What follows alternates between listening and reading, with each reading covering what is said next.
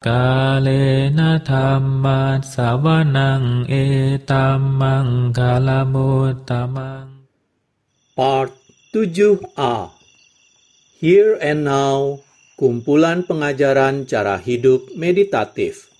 Judul asal, Simply This Moment, a collection of talks on Buddhist practice.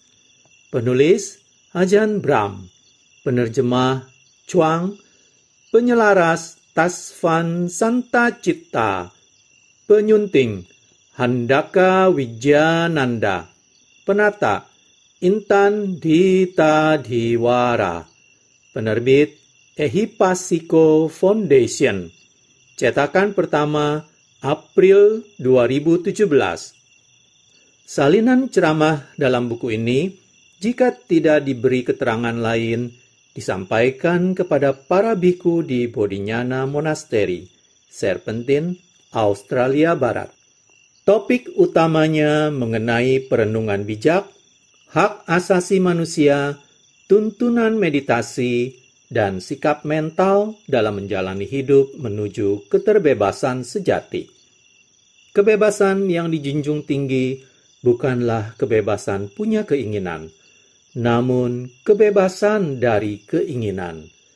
Cara tutur Ajahn Brahm mengenai kebebasan bertanya, kebebasan ekspresi, dan kebebasan batin sungguh menarik dan mengejutkan.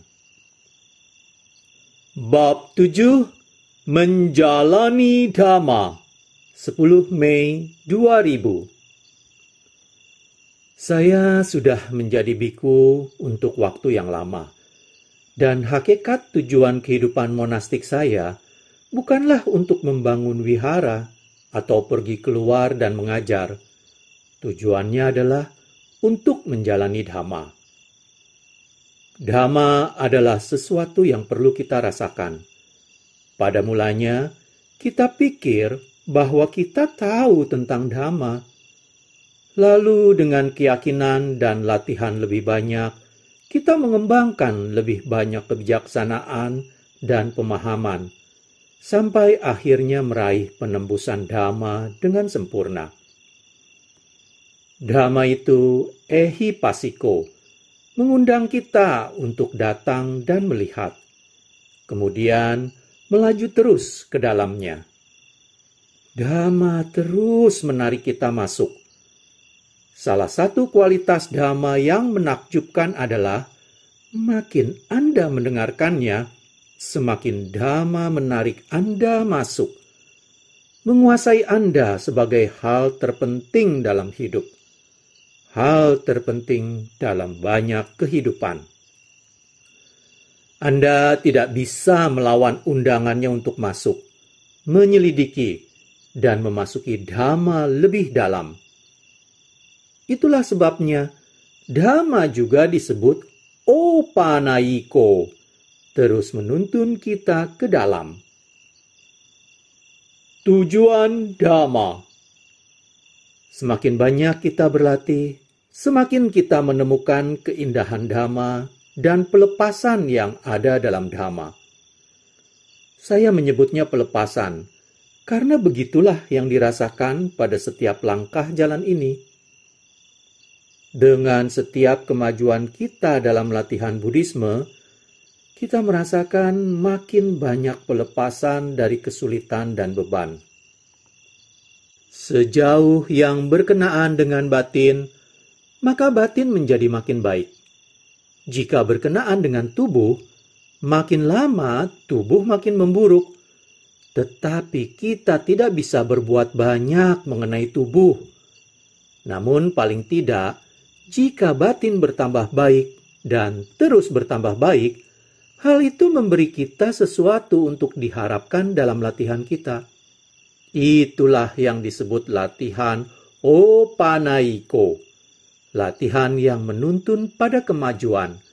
Menuntun menuju kemana? Latihan ini menuntun ke depan, memasuki kedamaian yang indah, kebahagiaan yang indah itu, keterbebasan batin. Sangat penting mengetahui bahwa tujuan Dhamma adalah keterbebasan. Kerap kali saat orang-orang kesal dan tertekan, mereka datang dan bicara kepada biku mengenai masalah dan kesulitan mereka. Namun Anda bisa melihat, dalam kasus sebagian orang, mereka tidak menjadi lebih baik. Karena mereka tidak menjalani dhamma. Mereka tidak mengikuti jalan yang membawa keterbebasan batin. Sesungguhnya, banyak orang menjalani jalan penuh keterlibatan. Jalan yang membawa makin banyak masalah dan kesulitan.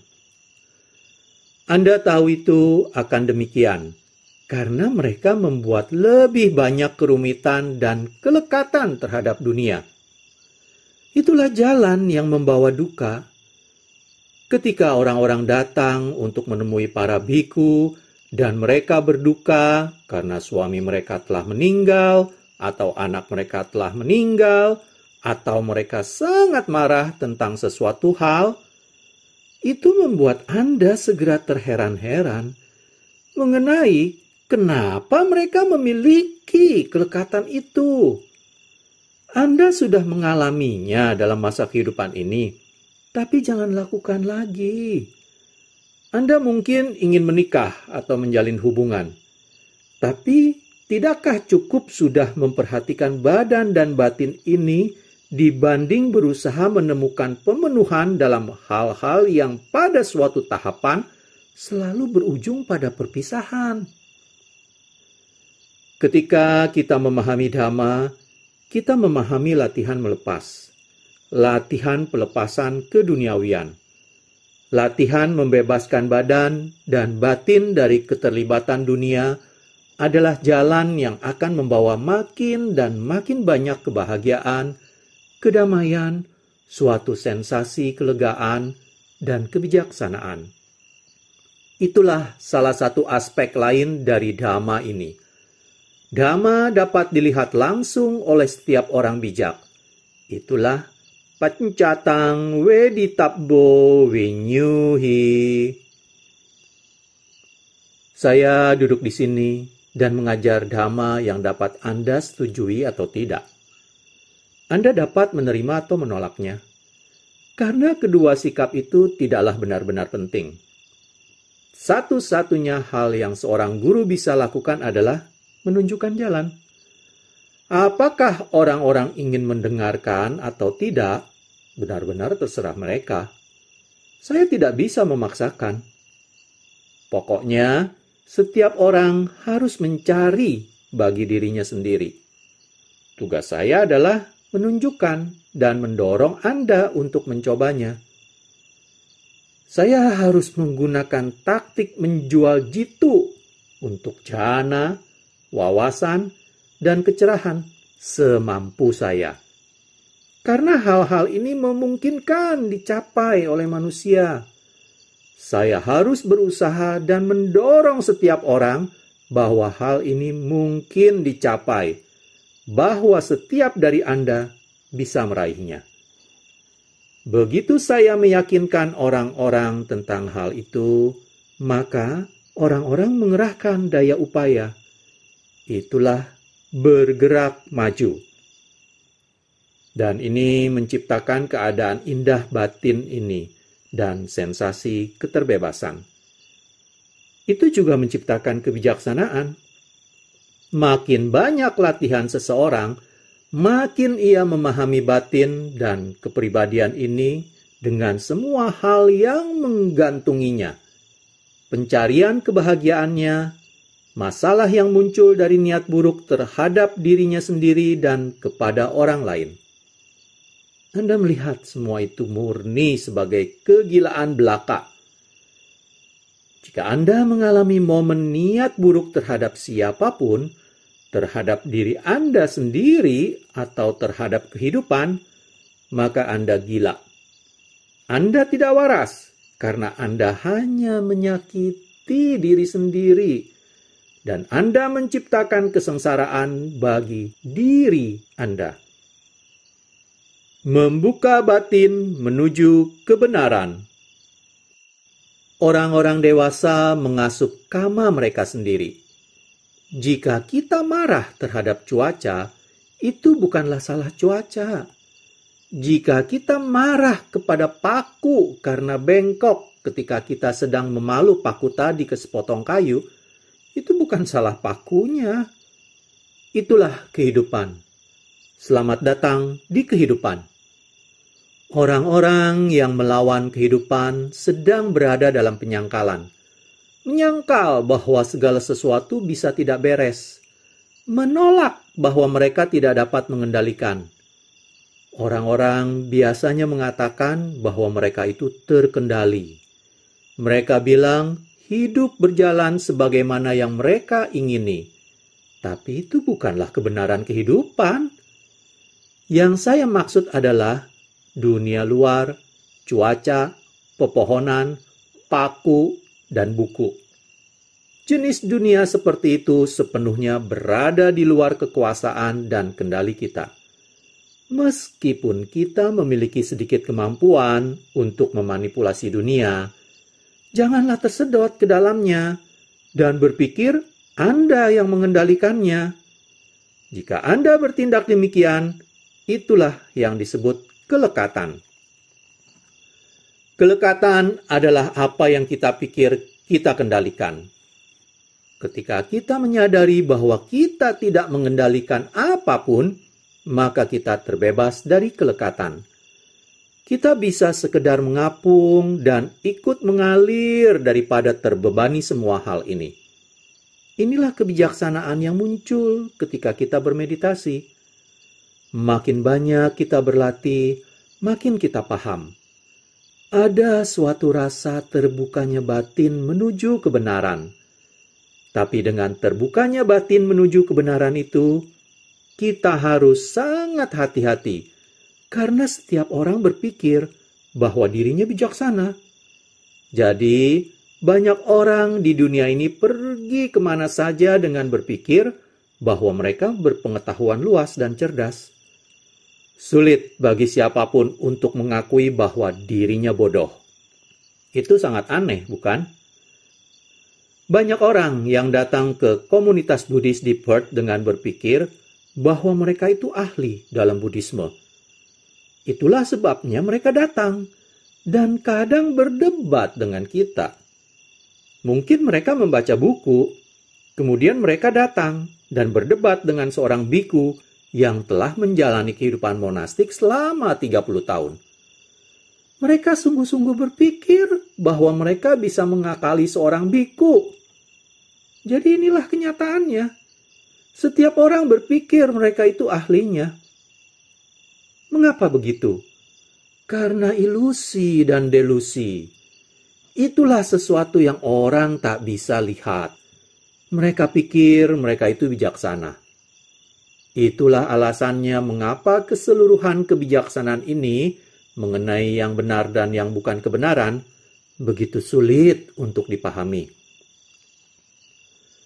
Saya selalu mencamkan dalam batin salah satu ujaran indah dari Buddha. Buddha berkata kepada Bante Upali dan ibu angkatnya, Mahapajapati Gotami, Dhamma apapun yang kalian ketahui membawa nibbida. Kata indah ini, nibbida, berarti kejemuan terhadap dunia, mendorong kita menjauh dari dunia panca indera. Hal itu membawa pada wiraga, ketak tertarikan atau pemudaran yang membawa nirodha, penghentian, akhir segalanya, yang membawa upasama. Ini barangkali merupakan istilah terindah dari rangkaian istilah ini, ketentraman dan keheningan. Hal ini pada waktunya membawa pada abhinya, pengetahuan yang teramat luas dan mendalam, yang membawa pada sambodhi, pengetahuan kecerahan, yang membawa pada nibbana. Jika itu membawa pada 7 hal tersebut, kata Buddha, Upali Mahapajapati Gotami, kalian dapat mengetahui dengan pasti dan mutlak bahwa itu adalah Dhamma. Itulah ajaran Buddha, itulah kebijaksanaan. Saya selalu memeriksa diri sendiri untuk melihat apakah yang saya ajarkan, apakah kebijaksanaan yang saya pikir saya miliki menghasilkan hal-hal baik. Apakah hal itu membawa pada wiraga, pemudaran, penghentian, kedamaian mendalam, pengetahuan mendalam, kecerahan, nibbana? Jika membawa pada hal-hal tersebut, itu disebut kebijaksanaan. Jika tidak membuat Anda berpaling dari dunia, jika hanya menciptakan lebih banyak keterlibatan dengan dunia, dan Anda pikir dunia adalah sesuatu yang luar biasa, maka itu bukanlah nibbida. Jika Anda pikir Anda bisa membebaskan diri dari kelekatan dan nafsu, kemudian hidup di dunia ini dan mengalami waktu yang menyenangkan, itu bukanlah nibbida. Nibbida adalah yang melihat masalahnya. Bukan kehidupan di luar sana yang duka. Akulah yang mengalami kehidupan ini sebagai duka. Hadir pula dualitas subjek dan objek ini. Dan itu semua datang sama sebagai duka, penderitaan. Kebenaran Arya pertama. Itulah cara Buddha menjadi Buddha, dengan melihat kebenaran itu. Melihat bahwa tidak ada pojok kecil sangsara tempat beliau bisa nongkrong dan menjalani waktu yang bahagia. Sangsara itu busuk sampai ke sumsumnya. Itulah yang dimaksud dengan kebenaran Arya pertama. Kebenaran itu menuntun kita menuju nibbida, menuntun menuju berpaling sempurna dari dunia. Itu bukannya membawa ke berpaling sebagian dari dunia, namun menyayangi dan menghargai bagian lainnya, melainkan berpaling dari dunia luar sekaligus dunia batin. Begitu hal itu terjadi, nibbida secara otomatis menuntun kita ke wiraga, lenyapnya nafsu terhadap hal-hal duniawi. Anda tidak peduli tentang yang orang katakan tentang Anda. Anda tidak begitu peduli terhadap tubuh Anda, kesehatan atau kekuatannya, tentang yang Anda makan, atau apakah kopi telah habis. Apa masalahnya? Selalu ada teh, air, selalu ada yang bisa diminum. Melihat hal ini, seseorang memahami wiraga. Kebijaksanaan membawa pada lenyapnya nafsu, membawa pada akhir, penghentian hal-hal. Ada banyak orang di dunia yang menulis buku hebat tentang Buddhisme, dan banyak yang menulis buku bodoh tentang Buddhisme. Juga ada orang yang menulis kata pengantar untuk buku-buku itu dan mengatakan betapa hebatnya buku tersebut. Itu hanyalah orang bodoh yang saling mendukung satu sama lain. Tidak satu buku pun yang membawa pada wiraga dan nirodha menuju kedamaian batin, upasama. Meraih kedamaian batin itu adalah pertanda kebijaksanaan yang pasti. Kedamaian sejati. Jika kebijaksanaan muncul, seluruh tujuannya, seluruh tugasnya, seluruh fungsinya adalah untuk mengurangi duka. Ini seperti mengkonsumsi obat.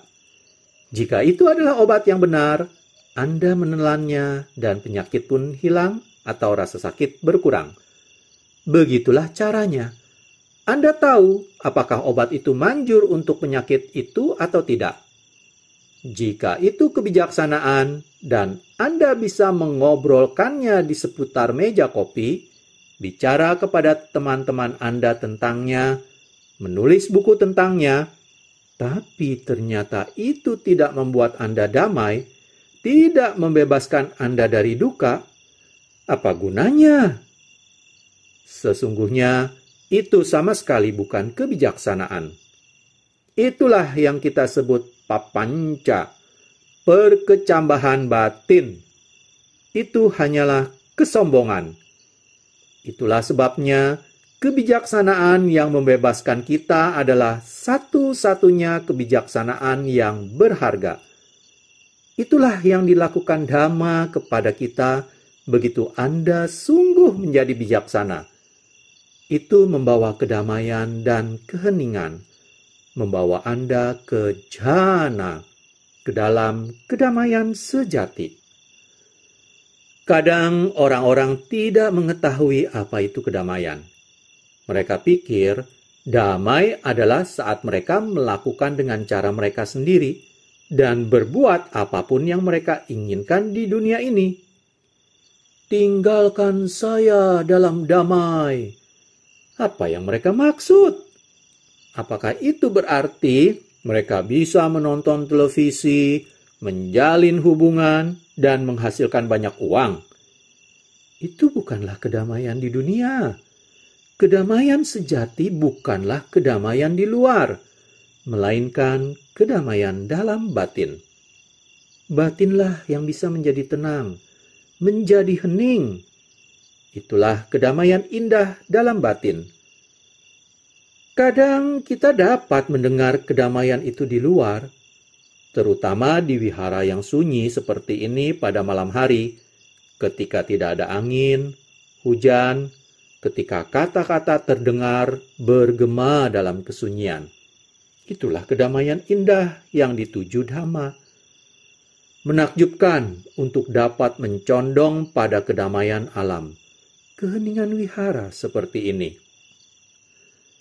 Saya sering mengarahkan batin ke ingatan kesunyian yang saya alami dalam beberapa gua tempat saya pernah bermeditasi. Karena mereka benar-benar memiliki makna bagi saya dalam kehidupan sebagai biku. Saya beruntung pernah pergi ke tempat-tempat di Thailand yang memiliki wihara hutan di atas bukit yang memiliki banyak gua yang dalam. Saya mampu melewatkan berjam-jam dalam gua itu. Begitu gelap, hening, mengalami meditasi yang mengagumkan di sana. Keheningan luar itu seolah mengingatkan saya tentang yang semestinya saya lakukan. Itu tampaknya menunjuk ke arah keheningan di dalam batin. Itulah alasan saya mengajar akhir pekan lalu bahwa salah satu cara untuk membantu meditasi kita dengan mengingat pada awal tiap meditasi, tempat atau waktu ketika kita merasa sangat hening. Bawalah tempat dan waktu keheningan itu ke dalam mata batin dengan menggunakan fungsi ingatan. Berdiamlah dalam momen ketika Anda merasa hening. Ketika dunia luar amat tenang dan damai. Jika Anda dapat berdiam dalam ingatan seperti itu, maka Anda akan menemukan batin Anda pun menjadi hening. Itulah cara mengingatkan diri Anda mengenai tujuan semua ini. Tujuannya adalah kedamaian nan bijak, keterbebasan batin dari segala kebisingan, tindakan, cengkraman, dan nafsu. Begitu Anda mampu membawa keheningan dalam mata batin Anda pada awal meditasi, maka hal itu memberi warna dan memudahkan Anda untuk menemukan jalan Anda melalui meditasi. Itu memudahkan untuk menemukan jalan melintasi rintangan dan meraih tujuan. Kedamaian agung, keadaan bahagia dari meditasi. Kapanpun Anda buntu atau kehilangan arah Anda dalam meditasi, cukup ingatkan diri Anda untuk menghadirkan momen ketika Anda mengalami kedamaian. Dan hal itu akan menghentikan kegelisahan batin. Itu akan menghentikan keraguan, menghentikan batin yang berkeliaran. Saat Anda merenungi tujuan, Anda ingat bahwa keseluruhan tujuan kehidupan monastik ini, seluruh alasan di balik semua ini adalah untuk melihat Dhamma yang membebaskan Anda. Hal ini membawa keheningan itu, keterbebasan itu, yang menghadirkan kedamaian. Meskipun seseorang mungkin belum menembus kecerahan atau bahkan bukan pemenang arus, tetap ada sesuatu mengenai kecerahan, kedamaian dari duka yang dapat mereka pahami dan memberi arah ke seluruh jalan ini. Saya selalu ingat mengenai inti jalan ini. Untuk apakah kita ada di sini? Kita di sini bukan untuk membangun wihara terbaik di dunia. Kita di sini bukan untuk membuat pondok indah. Kita di sini bukan untuk mendapat teman yang baik. Bukan untuk menulis buku. Bukan untuk menjadi terkenal sebagai guru Buddhis terbaik di Serpentine. Bukan untuk membuat karma baik. Kita di sini untuk terbebas. Untuk terbebas dari sangsara, menemukan hal yang telah Buddha temukan. Ada sesuatu yang disebut kebijaksanaan. Ada sesuatu yang disebut kebenaran, kecerahan. Dan itu ditawarkan di wihara ini bagi siapapun yang memiliki keberanian untuk mengambilnya. Bagaimana jika Anda membuatnya sebagai tujuan Anda dan mematri itu dalam batin? Anda tahu bahwa tujuannya adalah merangkul kedamaian, keheningan, ketenangan, dan keterbebasan. Ini semua merupakan cara melukiskan Nibbana. Anda bisa jadi tidak dapat mendeskripsikan Nibbana dengan kata-kata, tetapi Anda bisa merasakan beberapa kualitasnya secara intuitif. Kadang Anda hanya perlu bersandar pada hal itu. Itu adalah sesuatu dalam diri Anda yang mengetahui hakikat kecerahan. Ada sesuatu dalam diri Anda yang bahkan mengetahui apakah jhana itu. Karena kebanyakan dari Anda telah menjadi biku dan bikuni banyak kali sebelumnya. Hal itu mengingatkan Anda kembali, dan begitu Anda mampu membawa tujuan itu ke batin, itu menunjukkan kepada Anda apa sesungguhnya Dhamma itu. Itulah yang Buddha katakan sebagai sanditthika, yang dapat dialami dalam kehidupan ini juga. Tidak bersandar pada keyakinan mengenai yang akan terjadi pada kehidupan mendatang. Namun kita mengalaminya sekarang. Itu adalah akalika atau tak lekang oleh waktu. Itulah sebabnya kita tidak perlu mengubah ajaran untuk menyesuaikan dengan kebudayaan barat modern atau apapun itu. Dhamma Buddha, jantung segalanya. Harfiahnya tak lekang oleh waktu. Ajaran itu abadi dan untuk siapa saja. Pada tiap masa, pada tiap zaman, disampaikan secara jelas dan akurat. Ajaran itu selalu mengena di hati orang-orang karena membicarakan mengenai batin dan badan. Orang bisa jadi berubah bergantung pada gennya. Kebudayaan bisa saja berubah.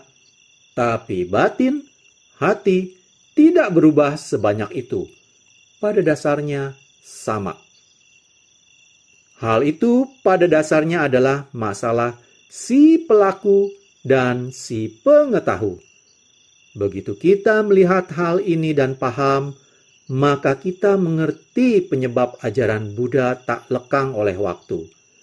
Kita mengerti bagaimana Dhamma menjangkau lintas 25 abad dari India kuno.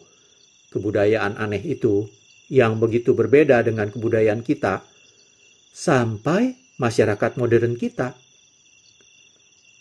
Ada persamaan, sesuatu yang begitu menohok, mengena, bergema dalam diri kita sebagai hal penting. Dan itulah kualitas dhamma ini.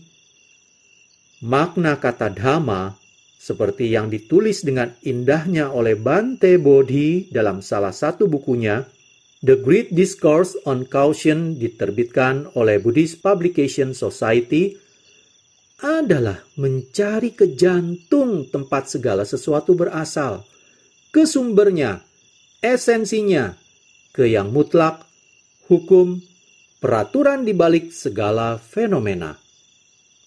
Attha atau maknanya, di lain pihak, adalah konsekuensi dhamma. Cara dhamma itu bekerja di dunia. Tapi di sini kita melihat pada dhamma, jantungnya, sumbernya. Inilah kebijaksanaan itu. Itu semua adalah mengenai intinya. Menemukan kebijaksanaan yang diberikan oleh Buddha. Buddha telah memberi kita jalan latihan untuk menemukannya. Beliau telah memberikan petunjuknya, dan masalahnya senantiasa adalah, jika Anda mengikuti petunjuk itu, maka mereka akan membawa ke tujuan. Demikianlah saya akhiri dulu pembacaan bab 7, menjalani dhamma. Pada video part selanjutnya, saya akan lanjutkan dengan mengulang satu paragraf sebelum subbab lebih sedikit pilihan, lebih banyak keterbebasan, dan kemudian melanjutkan sampai bab 7 ini habis dibacakan. Terima kasih. Kalena dhamma savanang etammang kalamuttamang